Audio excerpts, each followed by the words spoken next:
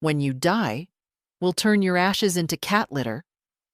He laughed, like he'd just told the cleverest joke in the room. My son, my only son, Jared, leaning back in his faux leather chair, gym shorts on, protein shake in hand, scrolling through his phone like I wasn't even real. Like I was just the old thing in the corner of the room, too soft to bite, too worn to throw out. I didn't respond. Not because I didn't hear him, but because I'd learned. Silence cuts cleaner than protest when you've been humiliated by someone you gave your life to. You let them sit in the quiet after their joke. Let them realize there's nothing coming back, that there's nothing left to say. I went back to folding his laundry. His wife didn't laugh either. She just looked up from her laptop, blinked once, and kept typing. Her silence wasn't mine. Hers was disinterest, detachment. Mine was something else. Something older, sharper, heavier. Jared's voice came again from the kitchen, loud over the blender. "You gonna need anything from the store, Ma? Cat litter, maybe?" Then he howled at himself, slapping the counter like he'd killed it. I didn't answer that either. I just stood there, the basket still in my hands, looking at the bright white socks he liked to wear to the gym. All his things were still so clean, his life so composed. Mine, meanwhile, was disappearing into the background of his. He hadn't always been like this. No, there was once a time when he'd cry if I left the room too long, wrap his arms around my knees and beg for one more bedtime story. That boy is gone, replaced by a man with too much confidence and not enough memory. Later that evening, when they left for their dinner plans, fancy steakhouse, some work thing, I sat on their guest bed, the one I'd slept in for the past 3 months since my hip surgery. They'd insisted I move in to recover. But now I see it wasn't for me. It was for convenience. Someone to walk the dog, clean the kitchen, fold the socks. Jared's voice echoed again in my memory, sharp and careless. Cat litter. I used to think I was being sensitive, that my age had made me too soft for the modern way people speak. But it wasn't that. It wasn't my age or my nerves or my so-called generation. It was that I was being disrespected, deliberately, and I had let it go on too long. I stood, knees stiff, bones humming their usual warning, but I moved, slowly, purposefully, to his cupboard in the corner of the kitchen. Jared was religious about his supplements. Whey protein, creatine, collagen, all stacked like medals. And just beside them, an empty jar labeled for next batch. I took it down. I walked outside, barefoot, into the little patch of yard he always complained was too small to bother with. I bent, slowly, and scooped a handful of gritty, dry sand from the flower bed where nothing grew. 1, 2, 3 handfuls into the jar. I screwed the lid tight and placed it carefully back on the shelf. When they came back that night, drunk and glowing, Jared didn't even notice I was still awake. He kissed his wife loudly in the hallway, dropped his keys on the counter, and staggered into the kitchen for a midnight snack. I heard the blender again, heard him gulp, and I listened. I didn't do it to hurt him. Not really. I did it because I needed to remind him I'm still here. I'm not dead. Not ashes. Not a punchline. I'm a woman who raised him, who buried her husband too young, who built a small business from scratch and paid for his college when he couldn't get the loans. I'm not a shadow in his hallway. I'm the reason he has a hallway. He coughed. Once. Twice. Then spat into the sink and swore. "What the hell's in this?" his wife asked from the living room. "You okay?" "I think the powder went bad," he muttered. I sat in the dark, in the guest room, folded hands in my lap, eyes open, fully awake. He didn't apologize. Of course he didn't. He wouldn't connect the dots, not yet. But he would, and when he did, he'd know one thing for certain. Ashes or not, his mother was not to be treated like dirt. He used to draw me pictures, crude little sketches of our house, of me holding his hand in the middle of a stick figure field, always with too many suns in the sky. Jared must have made 100 of them by the time he was 7. He'd run in from school, bursting with energy, and shove a crumpled paper into my hands like it was gold. "It's you, Mama," he'd say, proud as anything. "I made you smile like that." And I always smiled. Even if I was tired, even if I'd worked an 11-hour shift at the bakery, even if the dishes were still soaking in cold, greasy water and my back ached like a scream, I smiled. I kept those drawings for years, in a box marked Jared's Things in the hall closet. When we moved out of our first house after Frank died, I almost left them behind by accident. I remembered at the last second, in the middle of a rainstorm, and ran back inside to get them. Got soaked doing it. Worth it. That little boy? He used to cry if he thought I was sad. He'd wrap his small arms around my neck and whisper, "You're not allowed to be lonely, Mama. I'm here." And back then, he meant it. He meant every word. It's strange how people change. Stranger still how that change is never sudden. It's slow, like paint peeling, like a faucet that starts dripping just once a day until one morning your sink's full and you can't remember when it started. The first time I felt the shift, Jared was 17. He had just started going out with his friends more. I was proud of him. He was a good boy, stayed out of trouble. But one night I heard him on the phone, whispering, laughing. I know, right? My mom's so old school, like a walking Hallmark card. I froze, not at the words, at the tone, the way he said, "my mom," like I was something embarrassing, something to be explained away.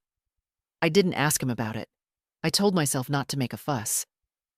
But that night, I threw away all the old sympathy cards people had sent after Frank's death. I remember thinking, maybe I really was stuck in the past. Maybe I was making too much of it. The next few years were full of little things like that. Shrugs instead of hugs. Yeah, okay, instead of thanks, Ma. Birthdays with gift cards and no handwritten notes. Dinners where he barely looked up from his phone. He was still polite, mostly. Still called me Ma, but it became distant. Empty. And every now and then, he'd drop a comment that landed like a stone in the gut. "You don't have to keep baking stuff, Ma. Nobody eats that much sugar anymore. You're still using that phone? You know they stopped making those in, 2012, right? You should really think about moving. It's kind of depressing, living alone at your age." Always said with a smile. Always, just joking. But it chipped away at me. And the worst part? I let it.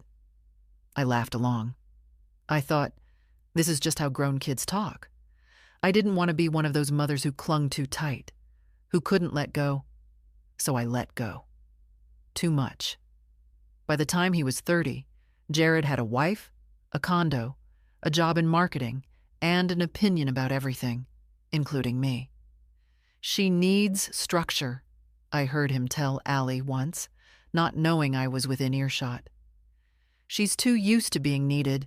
You take that away and she just sort of drifts." Drifts. I was the one who held down 3 jobs when Frank got sick. I was the one who taught Jared how to drive, how to pay bills, how to cook scrambled eggs without burning the pan. I helped him apply for scholarships. Co-signed his first lease, lent him $12,000 when his startup failed, and never asked for it back. But sure, I was drifting. There's a kind of humiliation that's quiet, that doesn't involve shouting or doors slamming. It's slow, accumulative, invisible to everyone except the one living it. That's the kind I know best. When he asked me to move in after my hip surgery, I said yes because I didn't want to be a burden. Isn't that ironic? I didn't want to be a burden, so I became their unpaid housekeeper. Every day I folded his shirts just the way he liked, washed the protein shaker even when it made me gag, walked their yappy little dog twice a day, even though my knee clicks so loud it scares birds. And still, he joked about turning me into cat litter. But that's done now. I stood in the doorway of the guest room that night and looked at the quiet hallway. His protein shaker sat in the dish rack, clean and innocent. He never even thought to ask why it had tasted off. He just poured another one the next morning. I watched him drink it too, and I didn't flinch. Not because I'm cruel, but because I'm awake now. It didn't start with cruelty. That's the lie we tell ourselves when we're not ready to admit we've been discarded. It started with favors. Ma, could you walk the dog while we're at work? Ma, we forgot to defrost the chicken. Could you just make something simple tonight? Ma, Allie's parents are coming next week. Do you think you could touch up the baseboards in the hallway, just so it doesn't look like a cave? At first, I said yes to everything, not because I had to, because I wanted to, because I told myself this is family. This is what mothers do.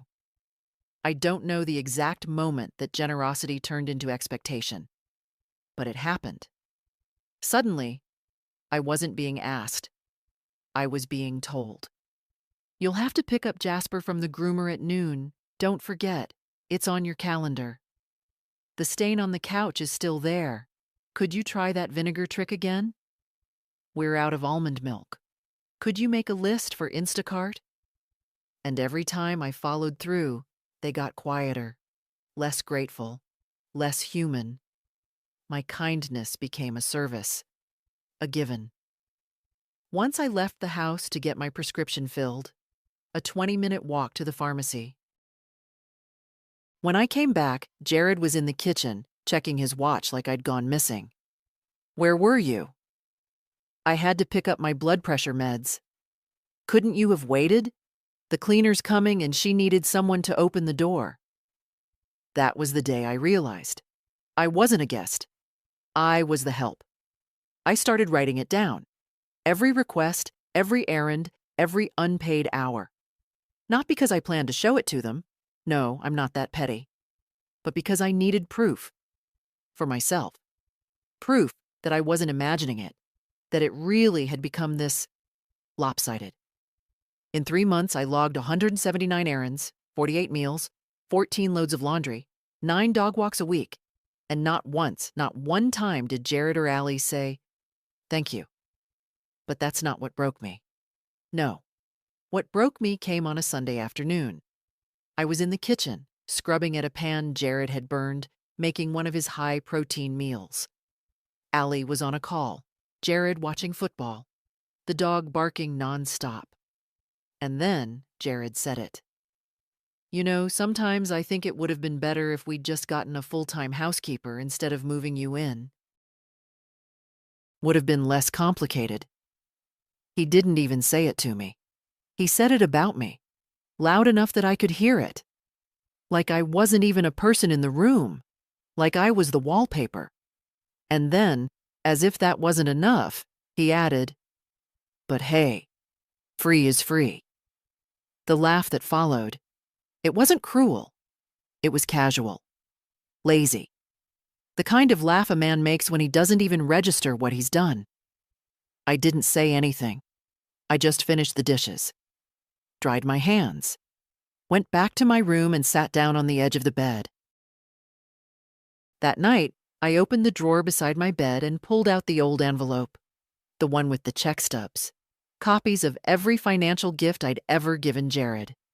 Down payment for his condo, car repairs, tuition gap payments, emergency loan when Allie got laid off, $1,000 here, $3,500 there. A final one for $9,000 when they wanted to renovate the guest bathroom because it smells like old people. All in all, $84,200 over 15 years. Free, he said. Free. The thing about aging is this. People assume you've gone soft, that your hands are too shaky to hold a grudge, that your memory is too spotty to recall every slight, every dismissal, every moment you bit your tongue. They forget you used to be someone, that you still are someone. They forget you remember. So I started thinking, not about revenge. I'm not that kind of woman. But about consequence, about balance, about what dignity looks like after 60 years of giving it away. That night, I made a call.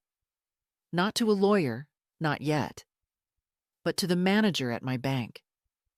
A polite man named Jeremy, who always used to address me like I was his favorite aunt. He was surprised to hear from me. "Mrs. Hull, how's the hip? Back on your feet yet?" "Getting there," I said. "What can I help you with today?" "I'd like to discuss some account changes." "Of course. Anything in particular?" I glanced at the dog calendar on the fridge. A big red circle around Pet Spa Day. My name in Allie's handwriting beneath it. A command. "Yes," I said. "I'd like to revoke any and all shared access to my accounts, effective immediately." Jeremy paused, then cleared his throat.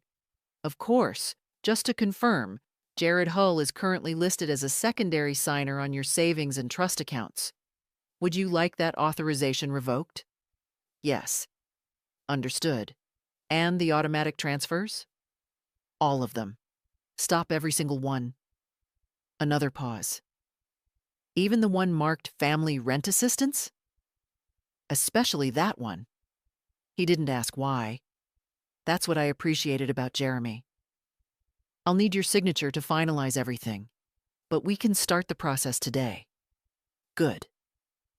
That night, when Jared came into the kitchen and asked if I could take Jasper out for his evening walk, I just looked at him and said, "No."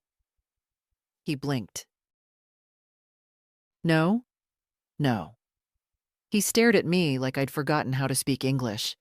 And then, when he realized I wasn't kidding, he made a face, like he'd tasted something sour, and walked away without another word.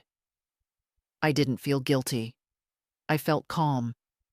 Because the first step to reclaiming your dignity isn't shouting or throwing things.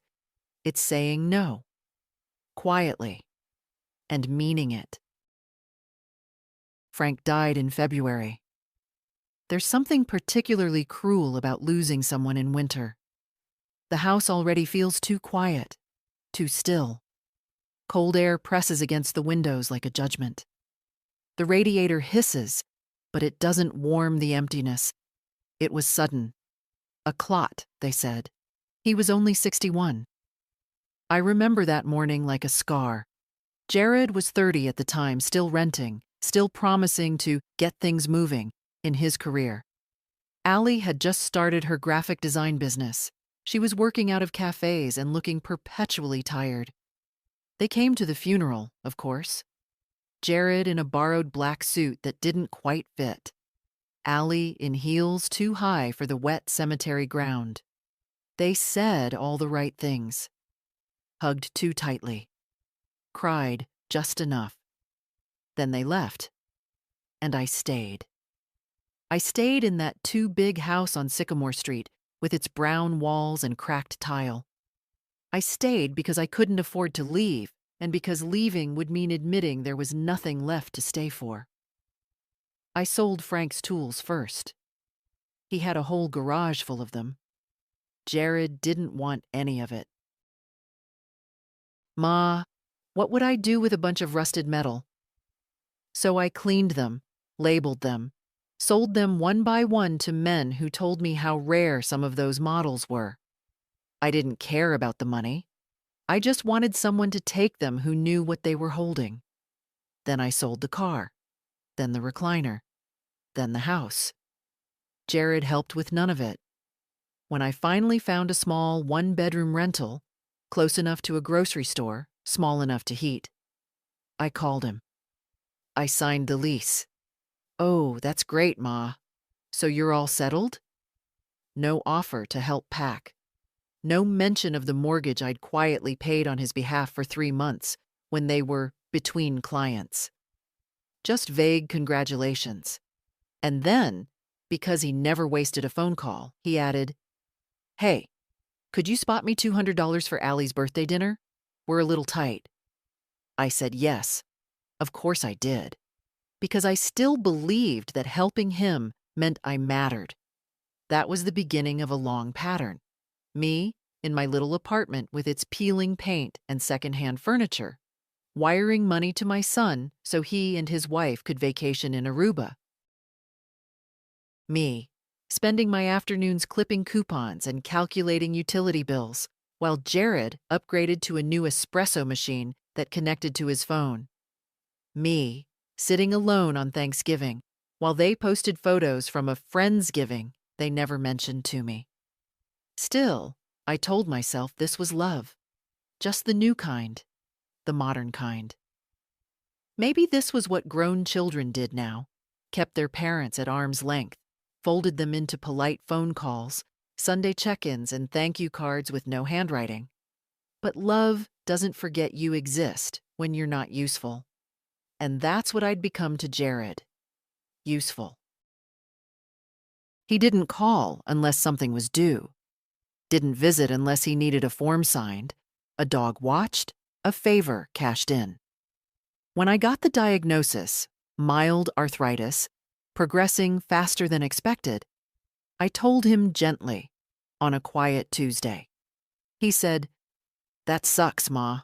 Let me know if you need anything." I didn't ask.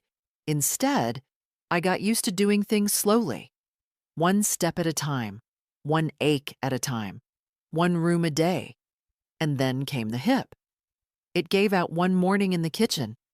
I was reaching for a glass, and the floor rushed up at me like a decision I hadn't made. They called it a minor fracture. But there's nothing minor about lying on your own linoleum for 3 hours before someone finds you. That was when Jared stepped in. "We'll bring you here, Ma," he said, like he was doing me a favor. "We've got space. The guest room's barely used." It sounded generous. It even felt generous. Until I moved in. Until I realized that "we'll bring you here" meant we'll bring you into our lives just enough to feel righteous, but not enough to make room. The guest room was a storage room. I had to sleep between boxes of holiday decorations and a treadmill they never used. The hallway lights were always off. The food was whatever I cooked. And every time I hesitated, every time my joints winced or I took a moment too long to answer, they looked at me like a cracked screen, still functioning, but increasingly inconvenient. I started walking with a cane. Jared made jokes about it. "We should get you one of those scooters, Ma. Trick it out with a horn and streamers." Allie laughed. Not at the joke, but the idea of it. They didn't know I heard them later that night. "She needs to find a hobby," Jared muttered. "Or friends her age. This is getting weird." "I mean, we did say it was temporary," Allie replied. And that's when I realized I wasn't healing. I wasn't recovering. I was on borrowed time. And they were counting the days. I lay in bed that night, staring at the ceiling, replaying Frank's voice in my head. "Don't let them write you off, Mary Jean. The world will try. You have to speak before they decide you're done talking." Well, I was done being quiet. They invited friends over one Saturday. A small dinner party, they said. Just a few colleagues from Allie's agency and Jared's gym buddy, the one who sold supplements and always smelled like cinnamon and ambition. They cooked something from a New York Times recipe blog, draped a linen table runner over the dining room table, lit candles they usually saved for emergencies. I offered to help. "Oh, no, Ma," Allie chirped. "You just relax. You've done enough today." I hadn't done anything that day. No errands, no dishes, no laundry. That was deliberate. I was testing something. They still didn't notice. An hour before the guests arrived, Allie came to the doorway of my room, holding a folded gray cardigan. "Would you mind wearing this tonight?" I blinked. "What's wrong with what I'm wearing?" "It's just, the blue makes you look tired." I looked down at the soft wool sweater she held out to me like a peace offering. Or a disguise. It was hers. I recognized the label. She didn't want me looking like myself. I took it, but I didn't put it on. At 7 sharp, the doorbell rang, and they transformed. Jared's voice got louder, more confident. Allie's laugh came faster, tighter. Their house, normally quiet, irritated, transactional, filled with clinking glasses and overly enthusiastic greetings. I stayed in the kitchen. That had become the unspoken rule. When company came, I stayed out of sight until needed. Sometimes it was a brief introduction. "This is my mom. She's just staying with us while she recovers." Like I was a guest from a forgotten continent. Other times, they didn't mention me at all. Tonight, they didn't. I heard them joke about their cozy place, about how hard it was to find good help these days. Jared told a story about how Allie accidentally ordered $100 worth of artisanal dog food. "But Jasper only eats raw now," he quipped. Laughter. I looked at Jasper, curled on his custom dog bed beside the fridge. He gave a sleepy blink and yawned. I didn't mean to eavesdrop. But the house was small, and it's hard to ignore the sound of your own child rewriting you out of his life. They talked about vacations, investments, a new air fryer. And then the man with the cinnamon cologne asked, "So, your mom's living here full time?" I held my breath. Jared didn't miss a beat. "Well, she needed a place for a while. You know how it is. You get older, things start to break." More laughter. "She's low maintenance, though. We barely notice her." Something sharp and slow moved through my chest, like a needle threading itself into place. Allie added, "We try to make her comfortable, of course, but she's pretty independent. Mostly stays in her room." "Does she still drive?" someone asked. Allie laughed.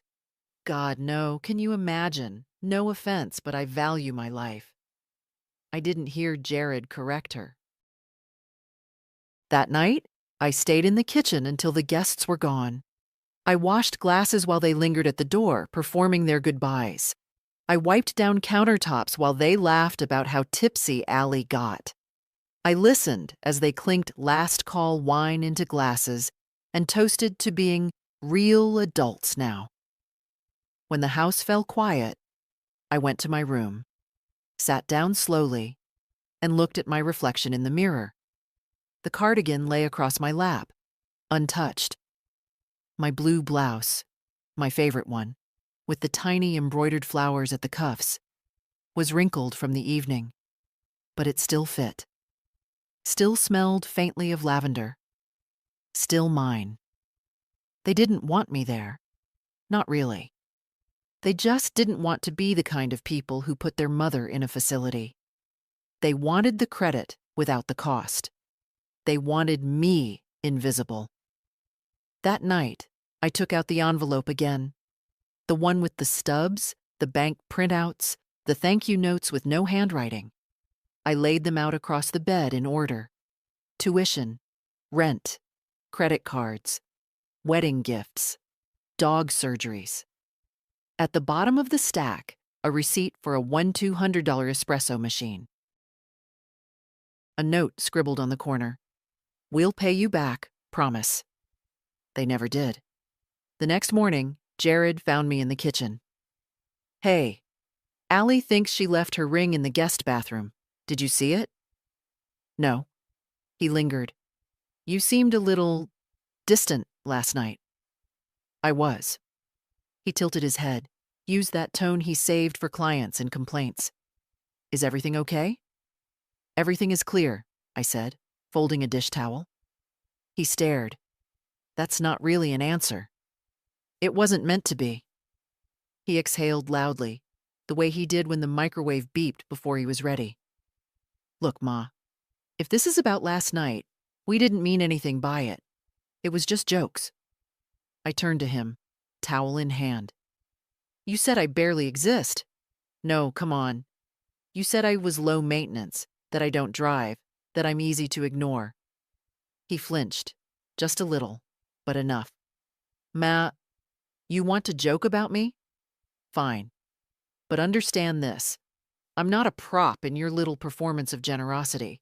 I'm not here to make you feel like a good son. He looked at me like I'd just spoken in tongues. Then, quieter, what's going on with you? Nothing, I said. I'm just waking up. It's easy to forget how much you've given someone when you never kept score. I didn't start out tracking every favor, every dollar, every dinner I cooked while my hip healed and they attended wine tastings and networking brunches. I didn't tally the hours I spent waiting in parking lots for their dry cleaning, or the nights I stayed up with Jasper when he whimpered through another stomach bug from that overpriced raw meat diet. But something shifted. And when it did, I opened the drawer. The bottom one, in the old cherry wood dresser I'd brought from my last house. The only piece of furniture I'd kept. Inside was the ledger. Not a real one, just an old college notebook, yellowed at the edges, with flowers drawn on the front. It used to hold Frank's notes about our garden, what vegetables did best in which part of the yard, what fertilizer to avoid, where the chipmunks nested. Now it holds a different kind of harvest. The first page is dated 12 years ago. $3,000. Tuition shortfall. First semester. We'll make it back to you in a year, tops. They never made it back. Next page. $200. Allie's dental surgery. Jared called me crying. Said insurance wouldn't cover it and they couldn't wait. I mailed the check that same day. I remember it clearly. I had to skip groceries that week. 8 canned beans for 3 days straight. But it felt good to help. Felt like love. Another page. $9,500. Down payment, help for the condo. It's an investment, Ma. You'll always have a place to stay when you visit. I've slept on the couch more times than I've slept in that place to stay. Then come the smaller ones. Bits and pieces over the years. $400. Allie's birthday party. $250. New tires. $90. Emergency babysitter, even though they don't have kids. $75. Meal prep subscription. Helps us focus on fitness goals. And then $15. Dog birthday cake. That one I remember the most. Not because of the amount, but because of the look Jared gave me when I hesitated. It's just $15, Ma. Come on, don't be weird. So I paid, and they posted photos online.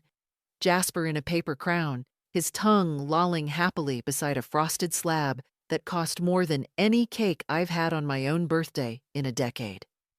I stopped writing the numbers after a while. Not because they stopped asking, because I stopped being able to look at the page without feeling something I didn't want to feel. Resentment. That's the word I was afraid of. It tastes bitter. It sounds petty. It makes you seem small. But it's the truth. And truth, no matter how late it arrives, deserves to be heard. That morning, after the dinner party and the cardigan and the shame, I sat with the notebook on my lap and added a new line. $0. Self-respect. Finally reclaimed. I don't know what changed. Maybe it was the way Jared laughed about me, Maybe it was how Allie said, "Can you go easy on the onions next time? They make the kitchen smell old." Maybe it was just time. Whatever it was, it unhooked something inside me. Later that day, Jared came home from the gym. He was sweaty, his earbuds still in, and didn't say hello. Just dropped his bag by the door and started rummaging in the fridge. "No almond milk?" he muttered, like it was a crime scene. I was sitting at the table, quiet, watching. "We're out," I said. "Didn't have time." He looked up, annoyed. "You didn't do groceries?" "No." "Why not?" "Not my job." He blinked, like I'd slapped him with a sponge. "Are you feeling okay?" "I'm fine," I said. Just realizing I've been volunteering at a job nobody respects me for. "Jesus, Ma, what's this about?" "Everything," he scoffed. "So you're what, on strike now?" "No," I said calmly. "I'm resigning." I stood up, knees slow but steady, walked past him, left the room. He didn't follow. That evening, I did something I hadn't done in years. I ordered dinner for myself from my favorite old Thai place, extra basil, medium spice. I ate it in the guest room with the door closed and my feet propped up on a pillow. Nobody knocked. Nobody asked if I wanted to share, and I didn't offer. After dinner, I opened the window and let the cool night air in. The sound of crickets, far-off traffic, a barking dog that wasn't mine to calm. I looked at the check stubs one more time. Then I put the notebook back in the drawer and closed it. For good. I hadn't been inside a bank in years. Everything Jared had set up for me was online. He made sure of it. "So you don't get overwhelmed, Ma. Click here, tap there, let me handle it." And I let him. It was easier that way. Less for me to manage, less for him to explain. But that morning, I got dressed. Properly. Not in the usual elastic waist pants and soft house sweater, but in slacks, a button-down blouse, and my low-heeled shoes with the worn-out soles. The ones I hadn't worn since Frank's funeral. I even put on earrings. Small silver studs Frank once gave me for an anniversary. I can't remember the number of anymore. I called a cab. Didn't ask Jared to drive me. Didn't tell him I was going. I simply walked past the pile of laundry on the couch, the trail of Jasper's toys, and left. The woman at the front desk greeted me with a customer service smile. "Good morning. Can I help you?" "I have an appointment with James McNeely," I said. Her eyebrows rose slightly. "Mr. McNeely?" "He handles our high-net-worth clients." "I'm aware." A few minutes later, I was sitting in a temperature-controlled office with plush chairs and a wall of silent screens showing stock indices I didn't care about. James came in, young, confident, wearing a navy suit that probably cost more than my first car. "Mrs. Hull, it's a pleasure to meet you." "I hope so," I said, crossing my hands in my lap. He smiled tightly. "What can I do for you today?" "I'd like to revoke all automatic transfers associated with my accounts, effective immediately." James paused. "All of them?" "Yes. And I'd like to remove my son, Jared Hull, from any co-signing or beneficiary status across the board, including the joint trust account." He sat back, tapping his pen against the desk. "Of course. I just need to confirm a few things with you before proceeding." We went through the motions, IDs, verification, signatures. My handwriting was slow, but firm. And when it was done, James looked at me with a different kind of expression. Respect. "I'll ensure all changes are processed by end of day." "Are you planning to discuss this with your son?" "No." Another pause. "Would you like to redirect any of the funds or create a new beneficiary profile?"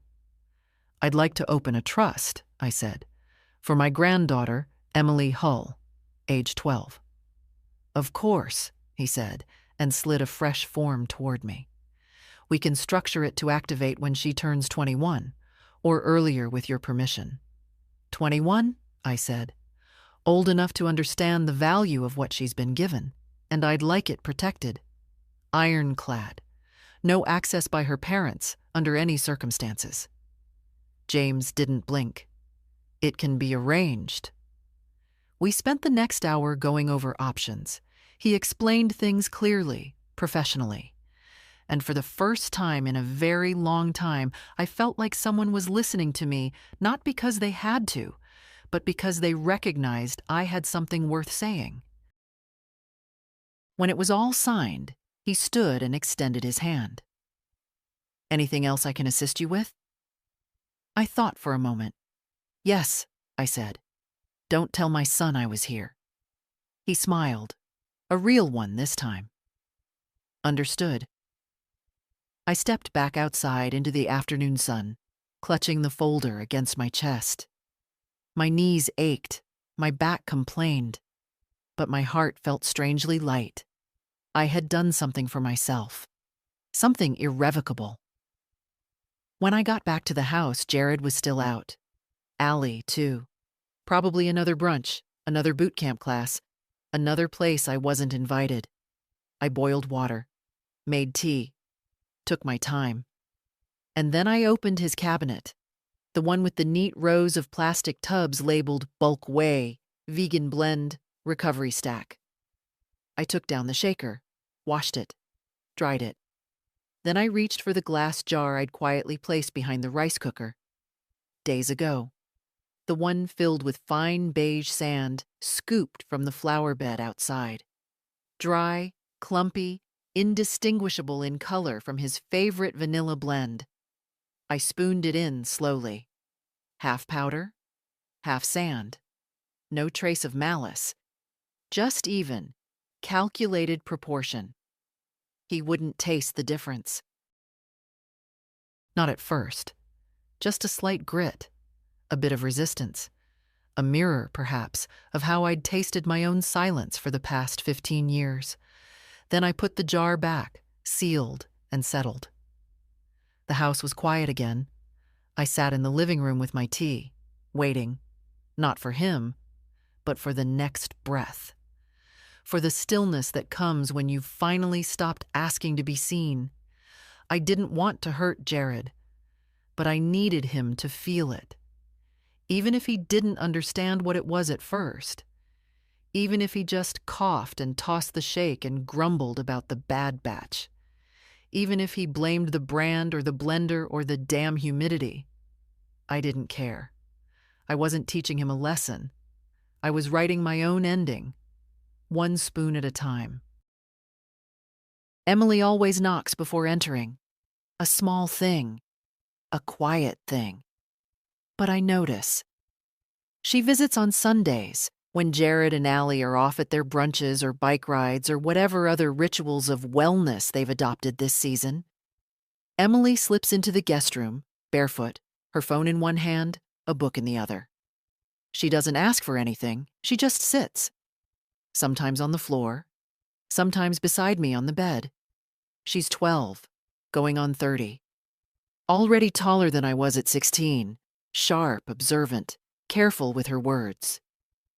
You always keep the window open, she said once, curled up in the armchair across from me. I like the breeze, I told her, and I like to hear the world. Makes me feel less forgotten. She didn't laugh. Instead, she nodded like she understood something adults usually don't. Today, she brought me a bracelet she'd made. Tiny beads, all in blue and gray. It's for you, she said. The colors reminded me of that blouse you like. The one Allie thinks makes me look tired? She grinned. That's the one. I slipped it onto my wrist. It was snug, slightly uneven, clearly handmade. More beautiful than anything I'd worn in years. Thank you, I said. She shrugged. You always thank me. Most people don't. That stopped me. Not because it surprised me, but because I hadn't realized how much I'd needed to hear it. After she left that day, I sat at the kitchen table for a long time with the bracelet on my wrist and the trust papers in my hands. I hadn't told her about the money. I wouldn't. Not yet. She's still a child who deserves to be seen as someone whole, not someone obligated, not someone who becomes the next link in the chain of people who take and take without asking what it costs. But I made a promise to myself, sitting there at that table. Emily would never know what it feels like to give and be invisible. She would know love, not dependency, respect, not expectation. And she would never have to trade silence for a place at the table. The next morning, Jared noticed the bracelet. "What's that?" he asked over breakfast, pouring his usual sludge of almond milk and protein blend into the shaker. "Emily made it for me." "Huh." He looked closer, surprised she had the patience. I looked up. "Why's that?" "I don't know. She's always on her phone. Kids these days. No attention span." I didn't respond. Not because I agreed, but because I remembered the quiet way Emily tied the knot, her fingers steady, her mouth set in concentration. I remembered how she checked the color balance against my blouse, how she undid the thread twice to make it fit better. Jared took a sip of his shake, then grimaced. "Gritty again," he muttered, shaking the cup. "What is with this batch?" I watched him for a moment. "Maybe it's not the batch," I said softly. He looked at me. "What?" "Maybe it's how you're mixing it." He frowned, then went to rinse the cup in the sink, grumbling under his breath. He still didn't know. Not really, and that was fine. It wasn't about him anymore. Later that day, I called James at the bank, asked if the paperwork had been processed. "Yes, Mrs. Hull," he said. "The trust is active, and the notifications have been disabled as requested. No alerts to the joint family email? None. And her parents can't touch it. Not a cent." "Good," I said. "She'll need it more than they do." He paused, his voice gentler when he spoke again. "She's lucky to have you." "No," I said. "She's just the first one I won't let down." That night, I wrote her a letter. Not to give now, but to be opened later. A short letter, written in my neatest cursive, with a single sentence underlined at the bottom. "Never let anyone mistake your kindness for a contract." I placed it in the folder with the trust papers, sealed it in an envelope, wrote her name on the front. Then I tucked it into the drawer beside my bed, right next to the old notebook where I used to keep score. Jared found the grocery list. I hadn't left it out on purpose. It was just there, on the counter, scrawled in my usual shaky handwriting. Things I needed for myself. Not for the household, not for them. Just me. Canned lentils, hand lotion, a jar of apricot jam I hadn't had in years. He held it up like he'd found a lost relic. "You went shopping?" "I did." "You didn't tell me." "I didn't need to." He squinted at the paper. "This is weird. There's 2 jars of jam on here. Who needs 2 jars?" "I do?" He blinked like that answer didn't compute. Then he laughed, short and sharp. "All right. Living wild, huh?" I said nothing. I'd learned by now that silence was more powerful than any retort. That afternoon, I found the dishwasher still full, Jasper's leash tangled in a pile of clean laundry, and Jared's protein powder back in its usual place, as if he hadn't noticed the difference in texture or hadn't cared. But something was changing. I could feel it. The next morning, I walked into the kitchen to find Jared at the table, arms folded, a look on his face I hadn't seen since he was 12, and trying to explain a broken window to his father. We need to talk, he said. I sat. Slowly. Calmly. I got a call from the vet's office. Payment bounced. Oh? It's on your card, he added quickly, like I might have forgotten. No, I said. It's not. He leaned forward. They said it was declined. That's because I removed my card from the account. A beat of silence. You did what? I removed my card, I repeated. Last week, I canceled all automatic payments, including the ones for Jasper's care. His mouth opened, then closed. I wasn't notified. No, I said. You wouldn't be. His voice sharpened. Why the hell not? Because it's no longer your business. He laughed, dry, uncertain. You're serious. I am. You're mad about something. I'm not mad, I said. I'm done. That threw him. He stood up, began pacing. You can't just... God, Ma, what are you doing? You've been living here for months. You've eaten our food, used our heat, slept under our roof. I stood up too.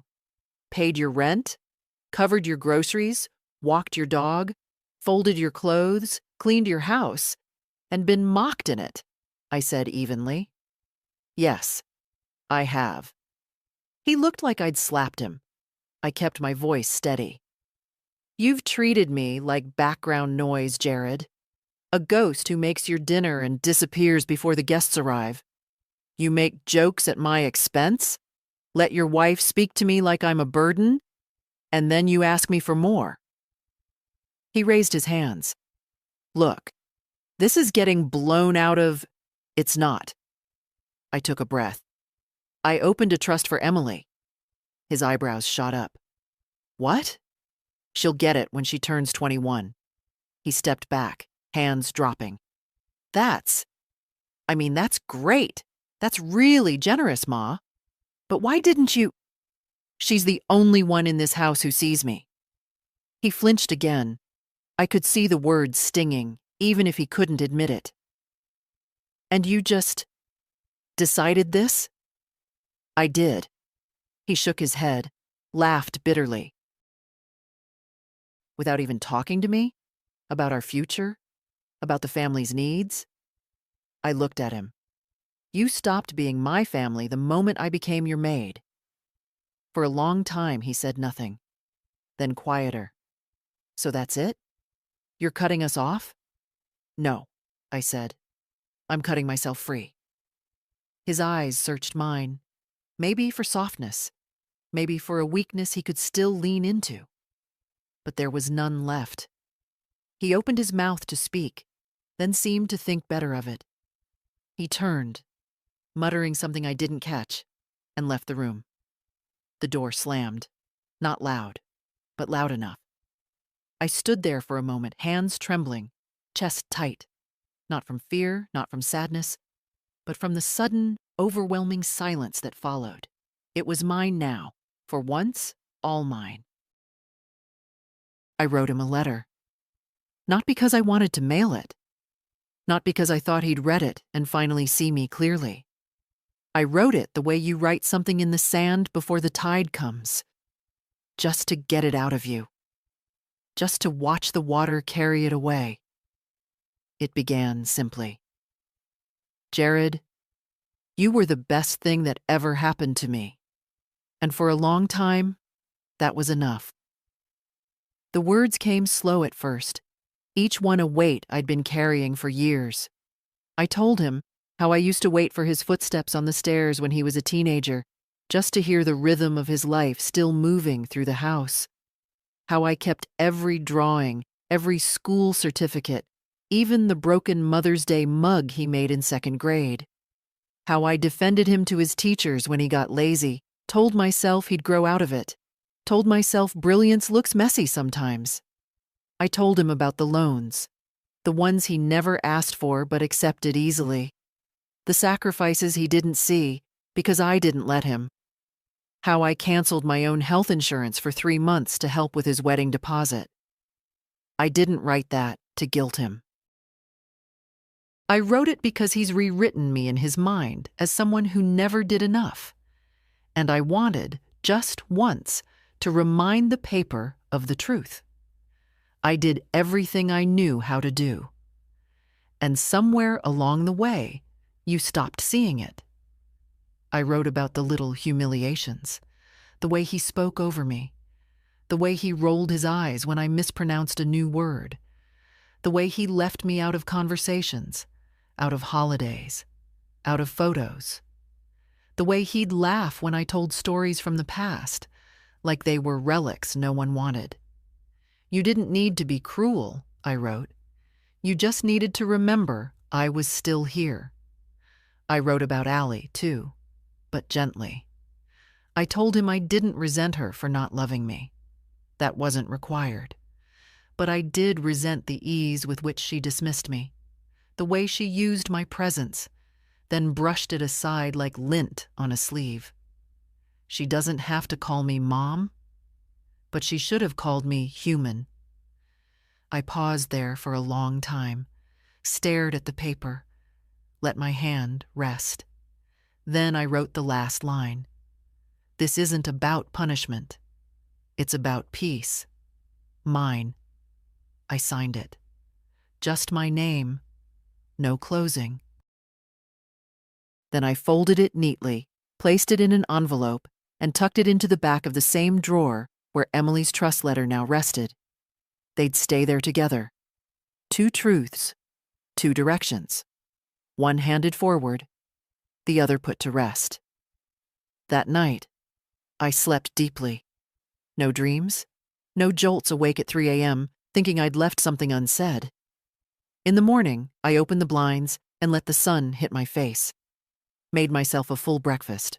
Toast, real butter, eggs the way I like them, not the way Jared prefers. No protein powder, no substitutions, no noise. The silence in the house felt different now. Not hollow, just clean. Later, I heard the front door open.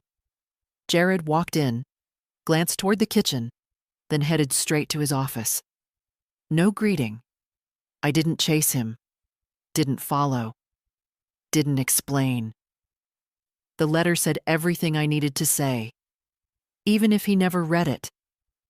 Especially if he never read it. I cleaned the shaker bottle slowly. It was always the same routine. His thick, cloudy shake would leave behind a residue like glue. I used a long brush and hot water, scrubbing each curve of plastic until the smell faded. Except this time, I was careful to leave just a hint, not enough to be obvious, just enough to remind. I opened the glass jar again. The sand had settled. It looked soft now, harmless, like flour that had been sitting too long. I stirred it gently with the spoon, slow, even strokes, until the texture matched the whey powder exactly. I added a little more to the mix, not because I needed to, because I wanted to, because he'd said it again. It was the night before, late. I was pretending to be asleep in the guest room when I heard him through the vent. His voice, low, tired, but sharp, in that way he got when he felt inconvenienced. Allie, she's not getting better. I think we need to talk about the long term. A pause. Then Allie, flat. What do you mean? I mean, this isn't working. She's not contributing. Another pause. She's recovering. It's been months. She's your mother. She's an obligation. Silence. Then, maybe we talk to someone about assisted living. That word, obligation. He used it like I was a water bill, like I hadn't raised him, fed him, fought for him when he was failing his classes, sat through every parent-teacher meeting while Frank worked double shifts, like I hadn't stood in line at 6 in the morning for the limited slots at the public dental clinic so he could get his braces fixed when they snapped, like I hadn't sold my wedding ring for his textbooks. And now I was an obligation. I didn't cry. I didn't get up and confront him. I just waited. And now I measured. 3 scoops of his usual vanilla whey, half a scoop of the sand. Close the jar, shake the bottle, return it to the fridge. Let it sit. In the morning, I sat at the kitchen table with my tea while he stumbled in, groggy, rubbing his eyes with one hand and checking his phone with the other. "Morning," he muttered, already reaching for the shaker. I nodded. He drank it quickly, like always, barely tasting it. Just part of the process, like his stretching, his vitamins, his Instagram updates. Halfway through, he paused, made a face. Ugh, still gritty. I sipped my tea. Maybe the blender needs cleaning. Maybe, he muttered, but he kept drinking. Another cough, another grimace. Nothing dramatic, nothing dangerous. That wasn't the point. I didn't want him sick. I wanted him aware. Aware that something was off, that something didn't feel right in his perfect, processed life, that there was grit where there used to be smoothness, that his days weren't as predictable as he thought. Just a whisper of unease, a reminder that I was still in the room. He poured the last of it down the sink and rinsed the bottle with unnecessary force, muttering under his breath. Then he left for the gym. Didn't say goodbye. I watched the door close. The sound of it used to sting. Now it just meant I could exhale. I took the remaining sand and poured it into a new container, glass, with a locking lid. I labeled it with a strip of masking tape. For when they forget. Not if. When. Because they would. People like Jared and Allie always do. They forget that the hands they dismiss are the same hands that built the floor they're standing on. That silence is not the absence of opinion. It's the withholding of permission.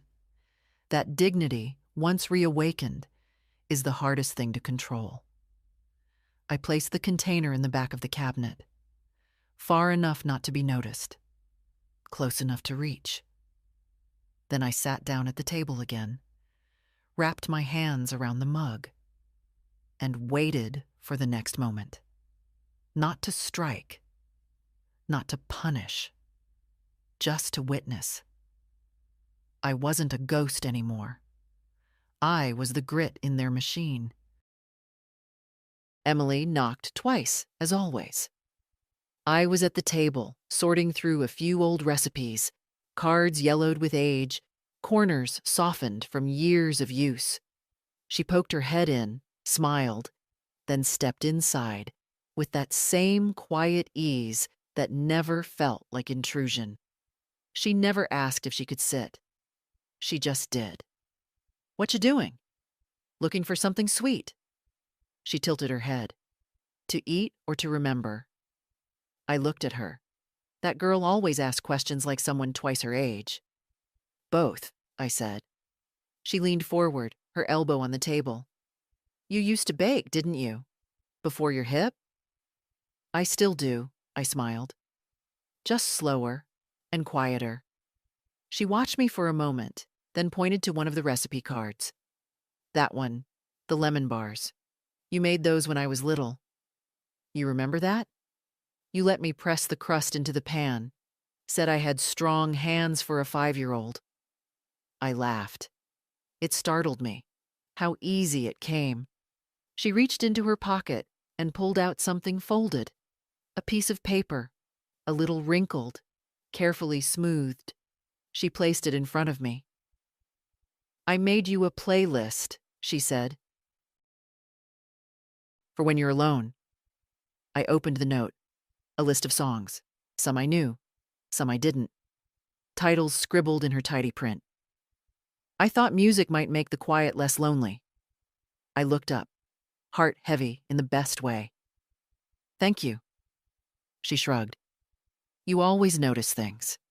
I figured I'd try. Jared never noticed anything. Not when I stopped adding sugar to his coffee. Not when I moved my folded laundry into a suitcase. Not when I began locking the drawer with the trust letter the bank statements, the sand. But Emily did. That evening, after she left, I played the first song on her list through my phone speaker. A soft piano melody. No words. Just sound. It filled the room like warmth, like breath.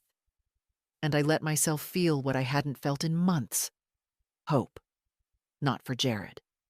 Not for some miracle apology that would stitch everything back together. But for her. For the girl who knocked. For the girl who watched me closely and saw the corners others ignored. The next morning, Jared was in the kitchen, complaining about his blender. "It's not mixing right again. Think the blades are dull?" I didn't answer. He turned, shaker in hand. "Ma, you hear me?" "I heard you." "Well, I think maybe the problem isn't the blades." He raised an eyebrow. "Then what?" "Maybe the ingredients have changed." He stared at me for a beat, then laughed, short and unsure. "You're being weird lately." "No," I said. "I'm being precise." He didn't like that. I could see it. He wanted me to be soft again, safe, predictable. He didn't realize those days were over. I watched him drink the shake anyway, out of habit, out of belief that his world was still under control. Then I stood up, washed my teacup, and left the room without a word. That evening, I printed out a single sheet of paper. No letterhead, no drama, just a notice. To Jared and Allie, I'll be moving out on the 1st of next month. Do not make this about hurt feelings. It's about dignity. This is not open for discussion. I placed it on the fridge with the magnet that says family first. Then I went to bed. No tears. No second guessing. The room was quiet. But I wasn't lonely. Because now, when the wind passed through the open window, I didn't hear ghosts. I heard my own breath. Steady. Present. Ready. They didn't say anything the next day. Not a word about the note on the fridge. Not about the move. Not about the word I chose. Dignity. Though I knew it rang in their heads like a bell that couldn't be unrung. Jared avoided me entirely. Allie, on the other hand, hovered. She offered me tea, asked if I needed help sorting my things, made a comment about how brave it was doing this at my age. "I'm not being brave," I told her. "I'm being done." That quieted her for a while. In the evenings, I started packing, slowly, methodically. I wasn't in a rush. It wasn't a getaway. It was a return to something steady, to ownership, to a space where I didn't flinch at every footstep or swallow down every sigh.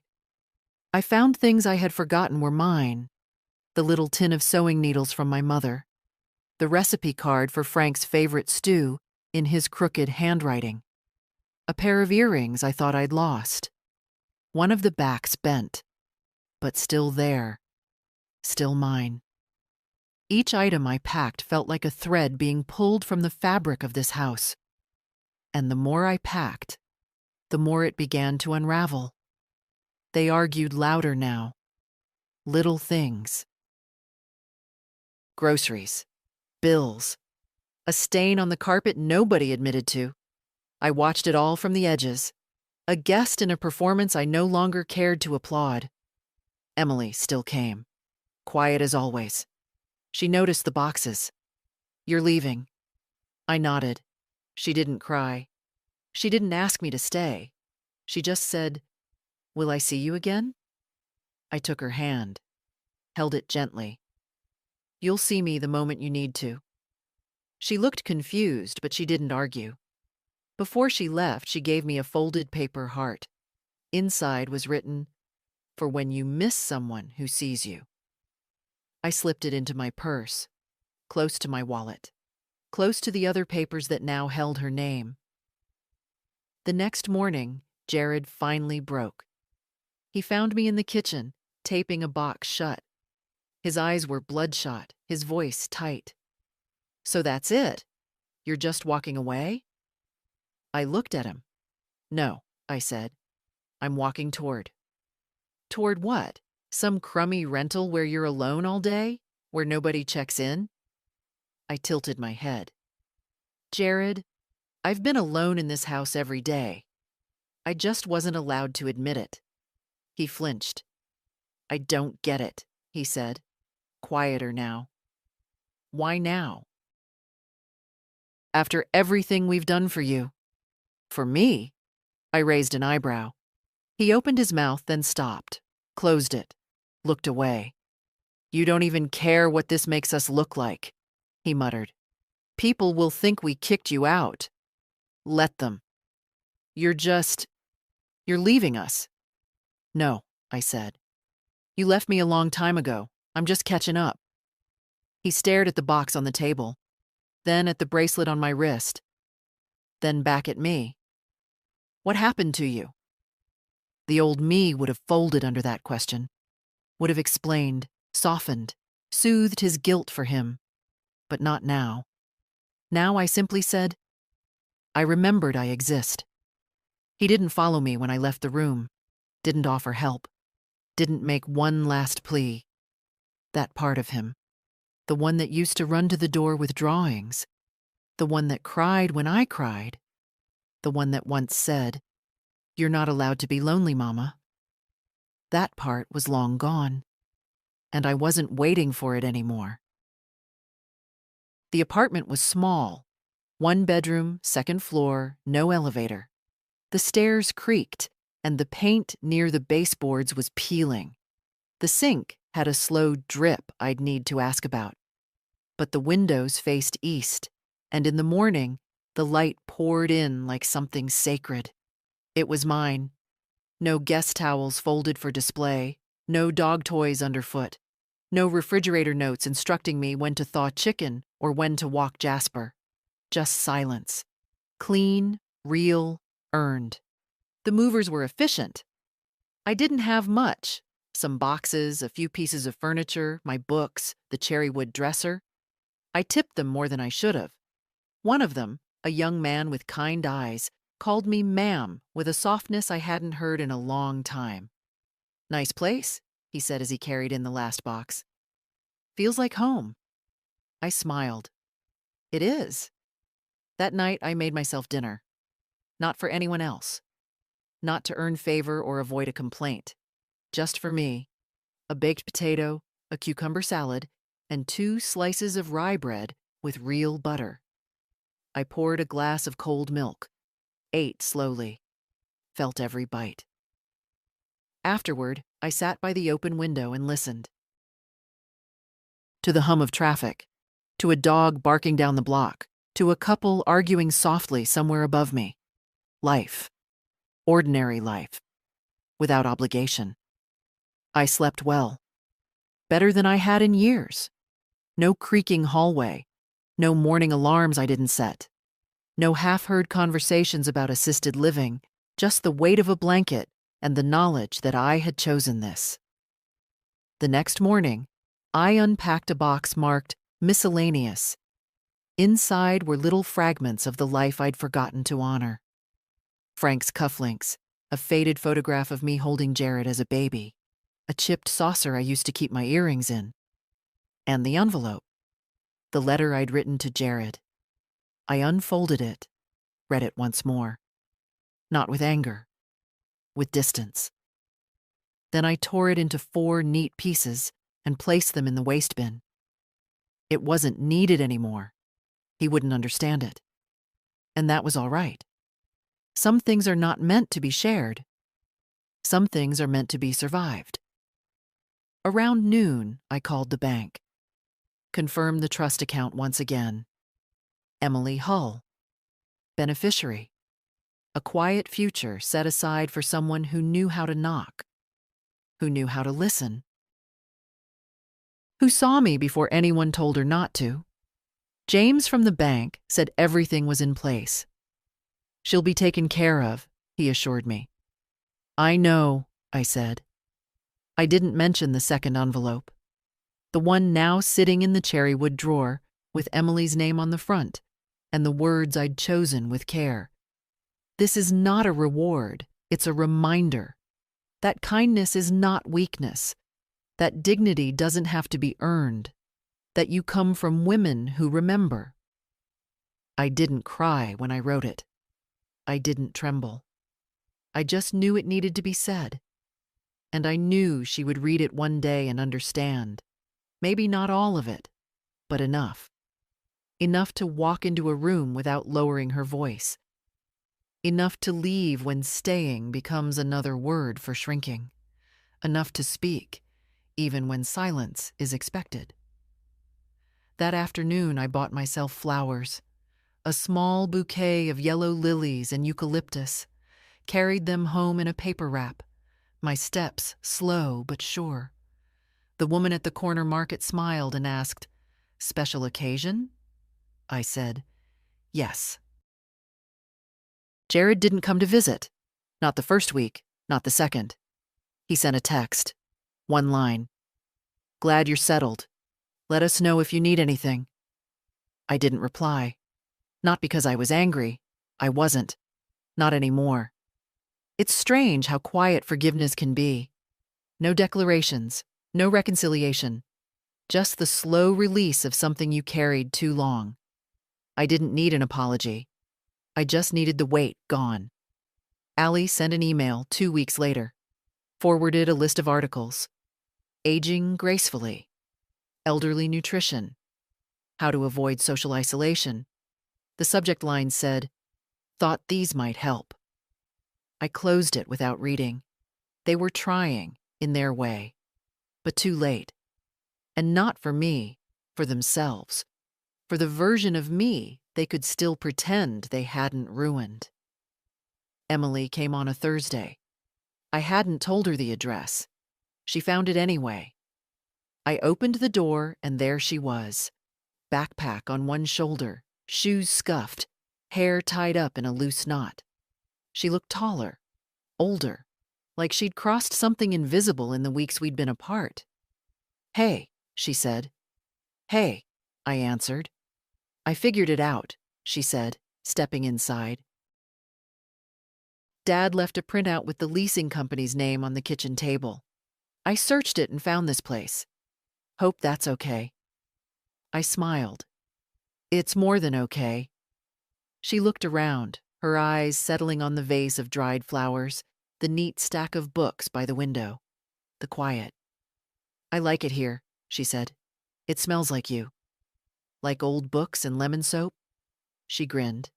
"Yeah." We sat at the table. I poured us both water with lemon slices. She drank slowly, like it was tea. "Are you happier here?" she asked. "Yes." "Even though it's smaller?" "It's mine." She nodded, like that made perfect sense. Then she reached into her backpack and pulled out a box, a small one wrapped in brown paper. "I made you something." Inside was a clay figurine, simple, unglazed. A little bird curled in on itself, wings folded, eyes closed. It wasn't perfect. The shape was uneven, the tail too thick, but it had weight, intention. "I wanted to make something quiet," she said, "but strong." I ran my thumb along its back. The ridges were soft and warm, like it had just come out of the kiln. "It's beautiful," I whispered. She looked at me, serious now. "I know they don't get it," she said. "Dad and Allie. I know they talk about you like you're something to manage, but I see you." Tears welled in my eyes then. Not from pain, from relief, from being known. I reached into the cherrywood drawer, took out the envelope. "This is for you," I said. She looked at it, then back at me. "What is it?" "A promise." She didn't open it, just held it, careful as if it might break. We didn't say much after that. Just sat. A girl and an old woman. Two people from different ends of a story, but for once, on the same page. She left before sunset. I stood at the window and watched her walk away, the letter tucked under her arm, the world wide and waiting. When she turned the corner, I sat back down, picked up the little bird, placed it on the windowsill. Outside, the wind moved the branches like a whisper. And for the first time in years, I wasn't waiting for anyone to come home. I was already there,